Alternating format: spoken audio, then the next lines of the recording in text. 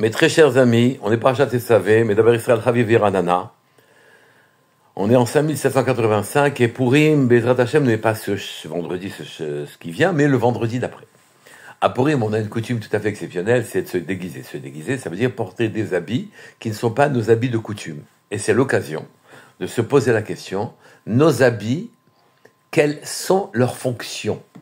Est-ce que nos habits sont là pour voiler sans autre ambition que de cacher les parties que l'on nomme impudiques, ou bien non, nos habits sont pour laisser paraître la main, la tête, les choses qui doivent apparaître, pour ne laisser filtrer que ce qui doit filtrer en quelque sorte.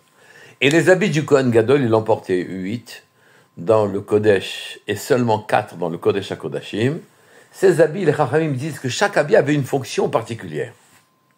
Le tis, par exemple, la plaque frontale dans laquelle c'était marqué Kodesh Lachem, était là pour faire pardonner, sur le front du Kohen Gadol, était là pour faire pardonner les fautes qui ont été commises à l'occasion des offrandes, des corbanotes qui ont été offerts. D'un côté, on offre un corban, de l'autre côté, on vient en impureté.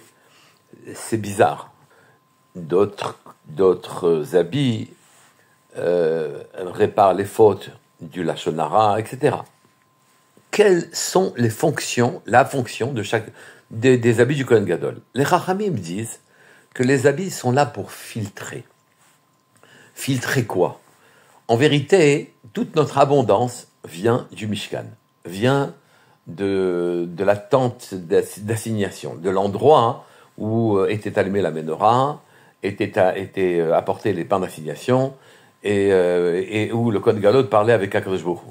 De cet endroit-là, en quelque sorte, apportait la lumière, la menorah apportait la lumière au monde, les pains d'assignation, la parnassa au monde, et donc tout vient, toute l'abondance vient du Kohen, du Mishkan, et ça passe par le Kohen, les Kohanim et le Kohen Gadol. Le Kohen Gadol, donc, finalement, était le vecteur de toute l'abondance du monde entier, pas que pour les Juifs, pour tout le monde, du monde entier. Mais les sollicitations au mal dans notre monde sont extrêmement nombreuses. L'envie de parler mal, l'envie d'agir mal, l'envie de détourner toute vitalité pour pouvoir l'employer à des buts qui sont des buts profanes, personnels, est immense. Et donc, les habits donnent à l'abondance qui est dispensée dans le monde la possibilité d'échapper aux influences mauvaises dans le monde.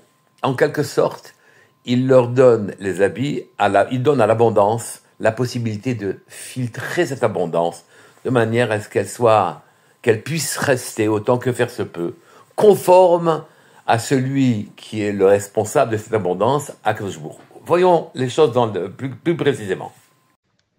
Pour ça, je vais vous raconter une histoire. C'est les deux frères Hakdoshim, le Noam Elimelech et son frère Rabzouch, qui s'étonnaient de ressentir une grande élévation le jour de Shabbat, et ils ont eu peur que finalement cette élévation n'était là que de manière artificielle, qu'elle ne venait pas de Shabbat elle-même. Donc ils ont fait une tentative, et ils se sont dit, bon, on va essayer de faire Shabbat pendant Chol, et si jamais on ressent la même itlahavut, le même enthousiasme, la même gdusha, alors à ce moment-là, c'est que ce que l'on fait n'est pas très élevé et ne nous est pas fourni par Shabbat. Et ce qui s'est passé, donc, ils ont fait un magnifique repas de Shabbat pendant Chol. Ils se sont habillés en habit de Shabbat. Ils ont fait tout ce qu'il fallait pour qu'on ressente le Shabbat. Et qu'est-ce qui s'est passé? Malheureusement, ils se sont sentis que c'était Shabbat. Donc ils étaient très perturbés. Ils sont allés voir le grand Maguid de Mezrich, oui, qui était leur maître à eux. Et ils ont voyagé pour ça. Et ils lui ont demandé, ils lui ont dit, c'est terrible, nous avons fait Shabbat pendant Chol et on a senti la même élévation. Donc ce que l'on sent, c'est factice. Elle leur a demandé, ah oui, pourquoi? Il leur a dit, on a tout fait comme si c'était Shabbat, alors que c'était Chol, et on s'est senti aussi haut que si c'était Shabbat. Et il leur a répondu, les habits que vous portiez, c'était des habits troll ou de Shabbat? Ils ont dit, c'est les habits Shabbat. Et il leur a répondu, ben voilà, tout simplement, les habits de Shabbat fournissent une élévation, vous poussent à l'élévation comme si c'était Shabbat. Dans notre paracha, il faut comprendre en quoi les habits influent. Dans notre paracha, dès le début, quand Akadosh Baruch Hu demande à Moshe Rabbeinu de faire des habits pour Aaron, c'est marqué Ve'el ha-begadim asher ya'asu, voici les begadim qu'ils feront, prochaine, éphod, me'il, kdonet, dashbet, mitznefet, avnet. Et il décrit, définit tous les habits, un pectoral, un éphod, une robe, une tunique, un maille, un turban, une ceinture. Et après, on renouvelle Ve'asu bigde kodesh, l'Aaron achicha, ou le banav, lechaanoli. Et ils feront des habits de sainteté pour Aaron, son frère, et pour ses fils. Le Ben Ishraï, notre maître, me pose la question, mais pour quelle raison cette répétition? On vient de dire qu'effectivement, voilà les habits qu'on devait confectionner pour le Kohen Gadol, qu'un pasouk ou deux psukim plus haut, c'était marqué Asita Big De Kodesh la Aaron Achicha, le Chabod ou le Tiferet. Donc on ne comprend pas pour quelle raison on répète et on répète, mais cette fois-ci, il nous dit attention, c'est marqué Vasuli, Vasu Big De Kodesh la Aaron Achicha.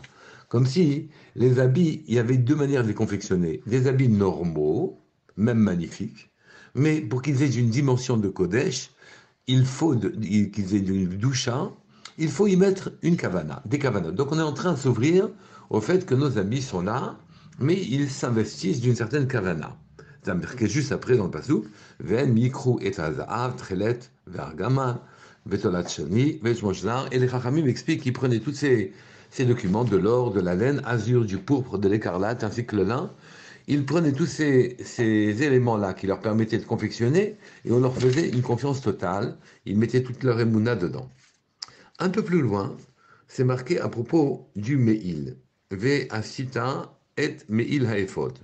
Et Meil haephod. Donc tu feras un manteau pour le éphod. Le éphod, gematria P, oui, est là pour réparer les fautes commises par la bouche, avec la bouche. Mais ici, le éphod est donc tu feras un manteau éphod. Donc le éphod est l'élément principal et le manteau l'élément secondaire qui vient protéger le éphod. Et ce manteau s'appelle Meil. Quand on met un Meil, un manteau à la Torah, on met le manteau sur la Torah. Oui, pour le protéger de l'extérieur. Ici, on met le éphod sur le manteau. Donc le manteau n'est pas censé protéger le éphod. C'est le éphod qui est quasiment sur le manteau. Alors comment comprendre? Et avant de répondre à toutes ces questions-là, je voudrais encore rajouter un autre passouk plus loin dans la paracha. C'est marqué ou bigdei hakodesh asher l'Aaron yiyu le bana bacharav le moshra bahem ou les male bam et yadam. Et ici, c'est marqué les habits de Kodesh qui seront ceux de Aaron et iront à ses enfants après lui, seront les moshra, littéralement pour loindre. Bahem, et les malais bam et yadam, qui veut dire remplir ses mains de sa fonction, qui veut dire exactement la même chose, oui. Et Rashi vient et s'explique. Les malais ba et yadam, pour leur faire remplir leur rôle, c'est ça, leur donner un rôle. Alors les moshra, loindre, ça ne veut pas dire loindre ici. Ça veut dire, Rashi dit les gadel, pour grandir. Donc je vois que les habits sont là, en fait, pour faire grandir les personnes, à condition cependant qu'ils soient investis de la bonne intention, qu'ils soient mis dans une bonne intention. À propos du tzitz aussi. Le tzitz, c'est le frontal, disque, le carré qu'on met sur le front et qui est censé réparer les fautes commises dans les sacrifices ou lors du Kodesh. Et là-bas aussi, c'est marqué, il sera sur son front en permanence. Il sera pas sur son front en permanence. Il ne peut pas être sur le front en permanence. Donc, la Gemara a dit là-bas qu'il fallait ressentir qu'il portait ce tzitz, cette plaque frontale sur laquelle c'était marqué Kadosh Lachem, qu'on était Kadosh. Il fallait ne pas perdre de l'esprit qu'on avait ce vêtement que le Gadol avait ce vêtement sur le front. Alors ici, voilà, les habits sont là. Pourquoi le Meil, finalement, du éphod, le manteau du éphod était-il sous le éphod? Alors que Me'il, le mot lui-même, c'est comme si c'était Me'al, ça devait être dessus. En fait, c'est que la protection qu'ici, il est censé apporter au éphod, et c'est pour ça que c'est le Me'il, le manteau du éphod, c'est pas de l'extérieur, c'est de l'intérieur. C'est en vérité, il fallait le protéger du corps. Depuis que Adam Arishon a fait la faute. Cette faute, finalement, a fait que le corps qui auparavant était comme un ongle, translucide, transparent. Transparent, ça veut dire qu'il laissait toute son importance à la neshama, et il n'était là que pour porter la neshama. Le corps lui-même, ayant avalé un fruit interdit, a pris une dimension par lui-même, une dimension mauvaise par lui-même. Et donc, lui-même a des appétits, lui-même a des ambitions, lui-même a des envies. Donc, le corps a des appétits, des ambitions, des envies. Et le corps fait khatsitsa. Il empêche à l'âme de parler, en quelque sorte. Il fait khatsitsa, il fait opposition, il fait écran. Le nefesh veut agir, qui est le niveau le plus bas de l'âme veut agir, et le ruach, un peu plus élevé, deuxième niveau de l'âme, veut parler, et le troisième niveau de l'âme, neshama, veut penser, et les actes, les paroles et les pensées sont les vêtements de notre âme. Mais maintenant que nous avons un corps qui doit exprimer ces trois choses-là, il triche, il fait écran, et il exprime ce que lui, il veut. Et il a beaucoup d'assurance, et il a beaucoup de malice, et tout est logique. Il garde une espèce de logique, une certaine logique, et il exprime, il détourne en quelque sorte l'acte, il détourne la parole, il détourne la pensée pour ses intérêts personnels. Et à ce moment-là, il faut protéger l'âme de son vêtement naturel qui aurait été le corps. Et Akash Baruch nous a donné, à ce moment-là, la solution. La solution, c'est de porter des vêtements. Et par nos vêtements deviennent un carcan qui contraignent le corps à n'exprimer que ce que l'on doit exprimer. Il nous laisse évidemment respirer, manger, parler, etc. Mais il est en train de donner au corps une forme, un carcan. Il ne peut pas échapper. Il ne peut pas échapper à ce formatage.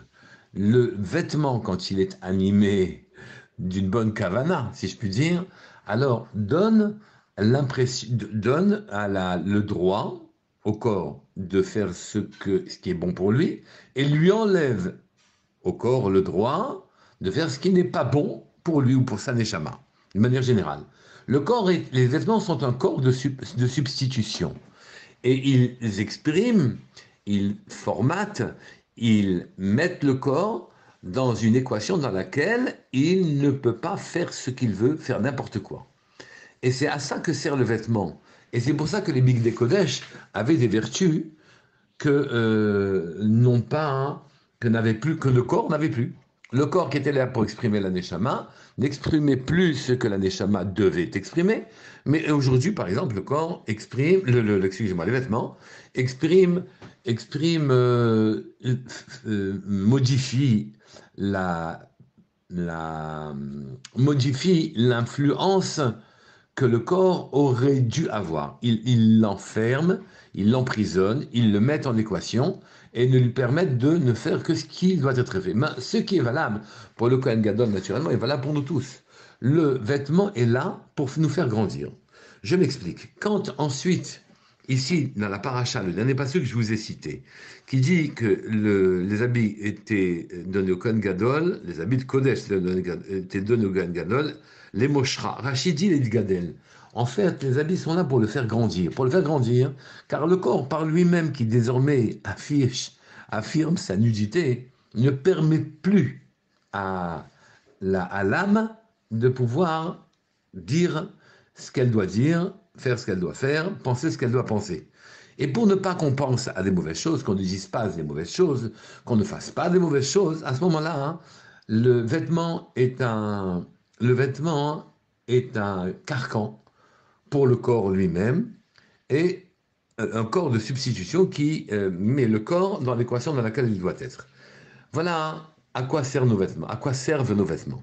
Nos vêtements servent à nous permettre de retrouver une bonne direction après la diffraction que le corps a opéré sur l'expression que l'âme doit avoir. Il remet les choses à leur place. Maintenant, vous comprenez, dans l'histoire que je vous ai racontée, quand ils sont allés voir le Maguid de Mezrich, les deux frères Hakadosh, Rabzoucha et le Noam Elimelech, qui leur a dit tout simplement, si vous aviez vos vêtements de Shabbat, vous ramenez à la Kedusha de Shabbat. C'est la raison pour laquelle, même dans le moment de Chol, vous avez été investi cette Kedusha. Qu'Akadosh Baruch Hu nous permet de ne dire, de ne faire, de ne dire et de ne penser que ce que l'on doit faire, que ce que l'on doit dire et que ce que l'on doit penser, et que ça se passe pour nous tous avec beaucoup de facilité. Shavua Tov, Kol Tov.